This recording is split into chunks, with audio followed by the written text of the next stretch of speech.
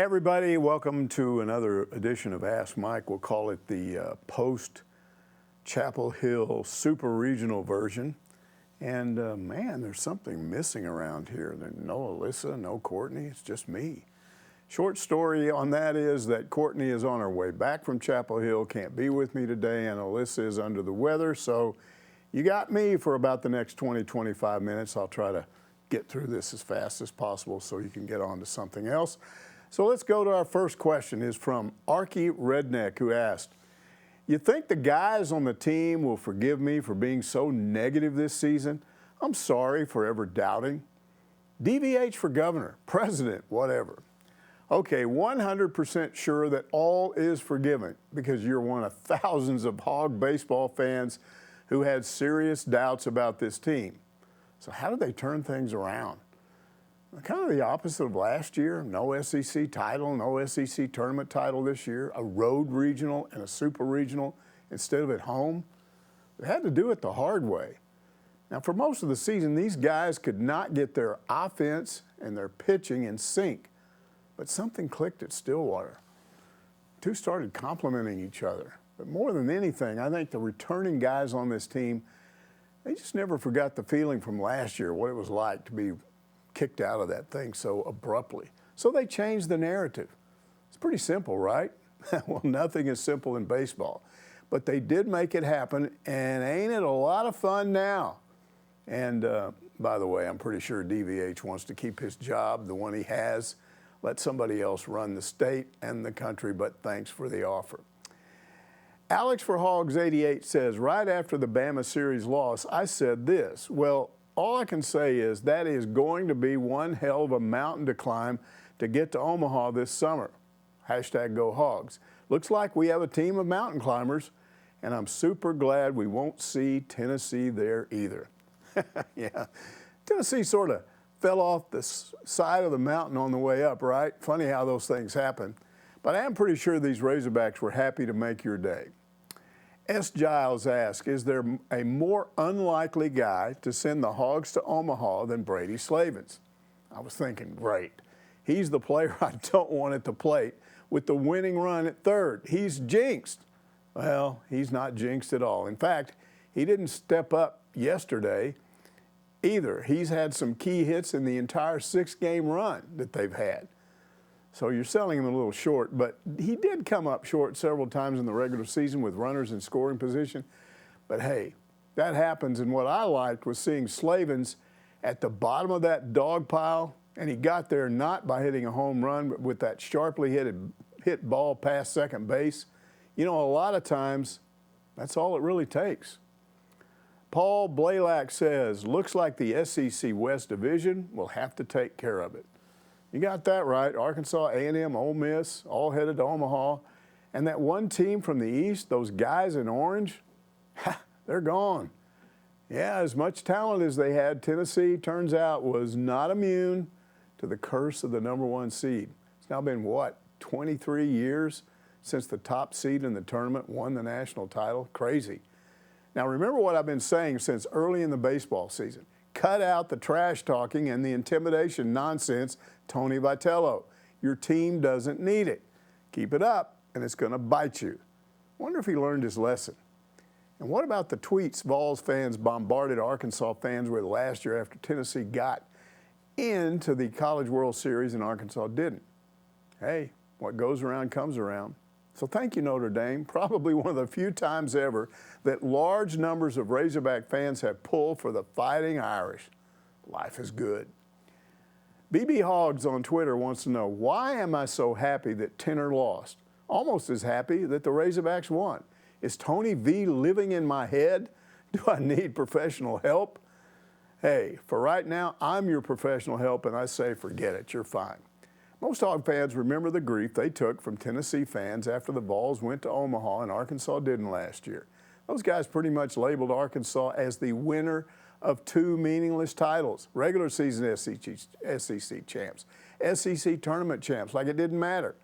So this year, those guys are the victim of their own insults because, hey, that's what happened to their team.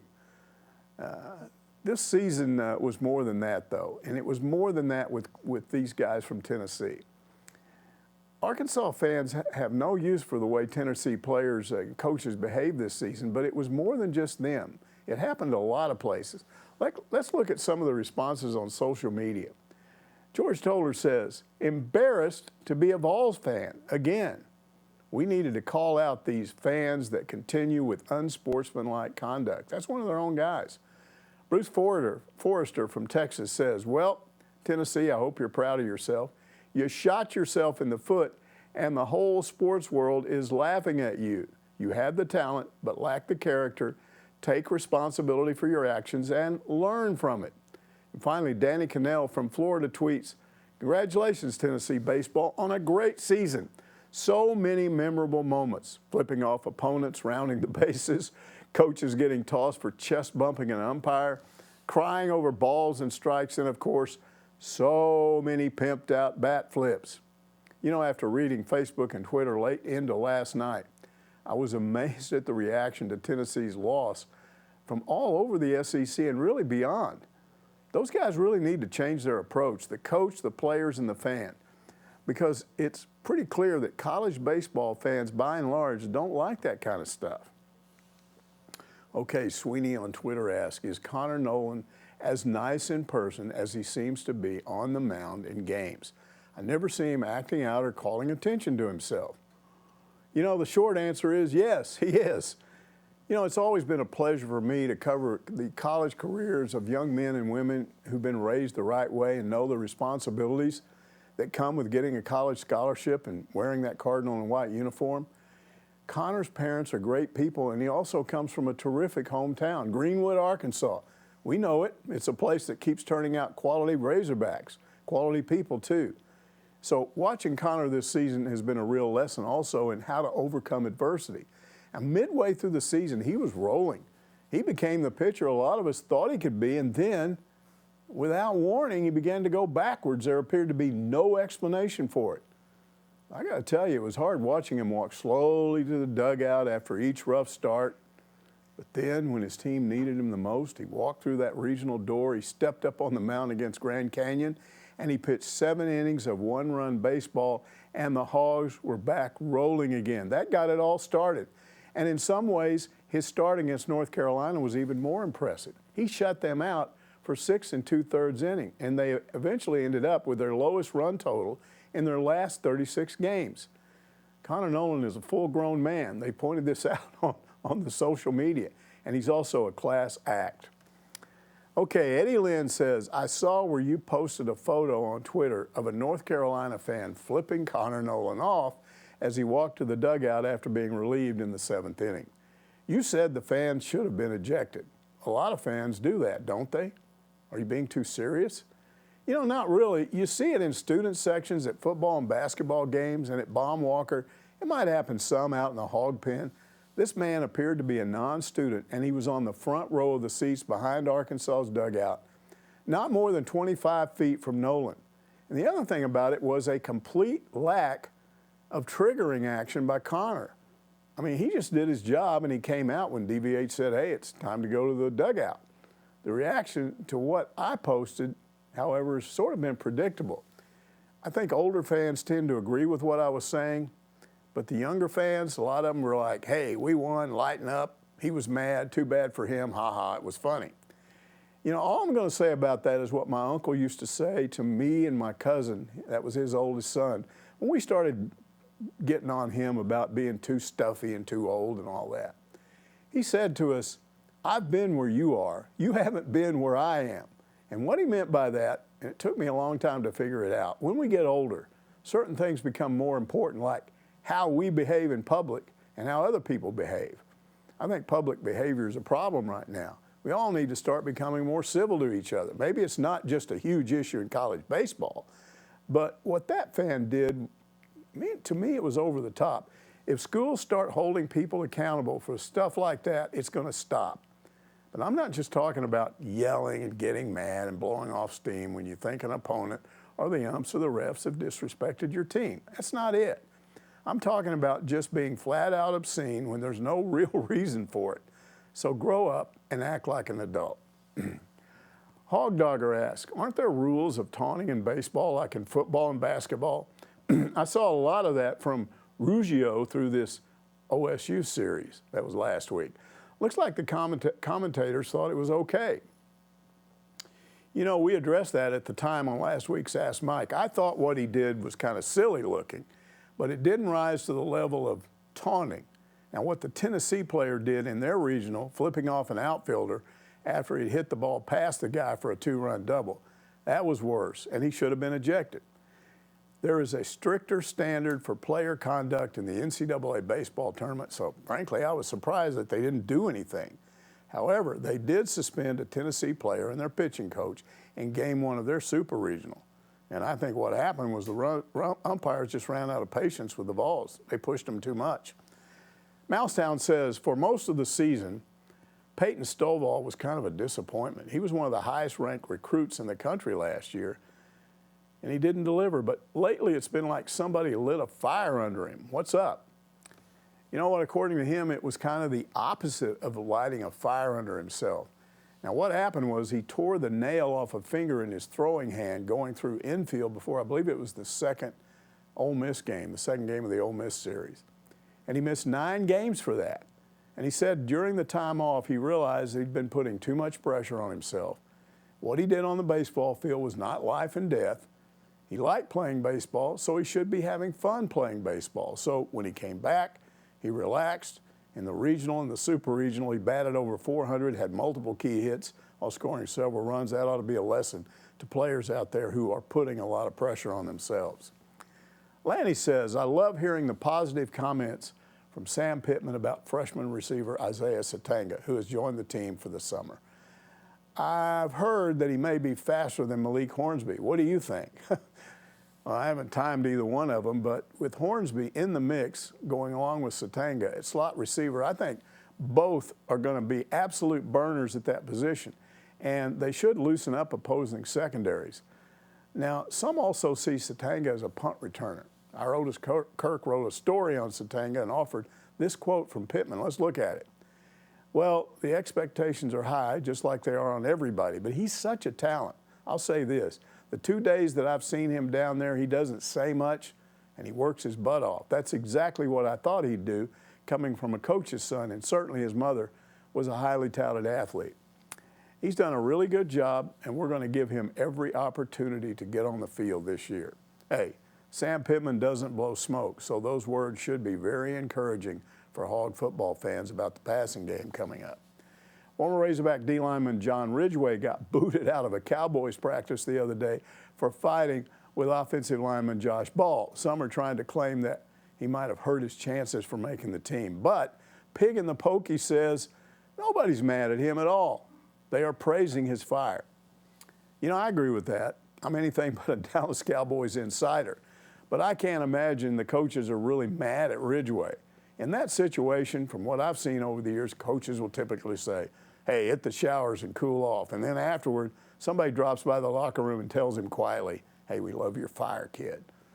You know, and that's sort of what he did when he came to Arkansas. He didn't take crap off anybody. He came in and made a place for himself right away.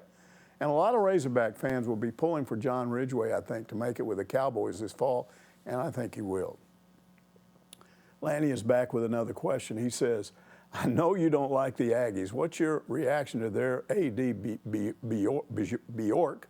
That's how it's hard to pronounce that guy's name. It's Bjork. Bjork the dork sending a letter to the SEC office trying to make Saban apologize for what he said about A&M's use of NIL collectives in recruiting. Well, Bjork the dork is Ross Bjork. I think it was grandstanding. There's no way SEC Commissioner Greg Sankey was going to make Saban apologize without also making Aggies coach Jimbo Fisher apologize for what he said about Saban, which was much worse. So both those coaches ended up apologizing, sort of, and officially the matter is taken care of. But of course, Saban and Fisher just gave SEC football a huge promotion going into this fall because the lead up to that A&M Alabama and Tuscaloosa is going to be national news for weeks and hype to the max. And personally, I'm going to enjoy watching the Aggies get stomped by Alabama in that game. Is there anything dumber than bragging about getting lucky and beating Alabama at your place and then insulting the best football coach ever when you have to play a return game at his place? That's why I say that Saban rope-a-dope Jimbo, but then Jimbo rope-a-dope Bjork because his buyout is so huge that even the Aggies will have a hard time running him off once the NCAA puts some new restrictions on the NILs for A&M that could affect his recruiting. Maggie May says, you've obviously been to Omaha a lot of times. What's your best memory of that place? Well, I can tell you what it wasn't, that drop foul ball in 2018 or those crazy kids that overran one of my live shots the last time Arkansas played in Rosenblatt Stadium. Maybe the time we did a College World Series special the year we rented out our first house in Omaha instead of staying at the Media Hotel. We were overlooking the city from the backyard of that place. We got set up, and right in the middle of a commercial break, it started raining like crazy. Somehow, 4 or 5 of us managed to grab all that stuff and get inside and get it back working by the time the commercial break was over. This was live, folks. It was probably one of the few times I was ever thankful for a whole string of back-to-back commercials. They saved the day for us. It wasn't a lot of fun, though. I think my best memory is from 2012. That was the year they went to Houston and then to Baylor. It was my first year at Pig Trail Nation. And I liked that team because it had good pitching with Brandon Moore and Ryan Stanek and DJ Baxendale. Colby Suggs at 7-1 out of the pen with a 1.38 ERA. They beat Kent State and South Carolina, but they lost to the Gamecocks twice. I think it was 2-0 and 3-2, so they just missed out on making the championship game of the College World Series. Those guys gave up just 7 runs in 4 games. They just didn't have enough hitting. That team also featured Joe Serrano. Hey, I got to tell you, he's still my favorite Razorback baseball player. Not a great player, but a very good player, but he was hilarious to be around. Really understood the game of baseball. A natural-born comedian, and he could be a baseball commentator if he ever wanted to. He really knows the game. Okay, that's it for another week of Ask Mike. Next week, hopefully I won't be doing this by myself. And I would also like to ask all of you to go by the Stadium Shop on Razorback Road in Fayetteville for the best hog merchandise anywhere. I know those people. They're good, and they sponsor this show, and we really appreciate it. That's it for now. Back again next Monday.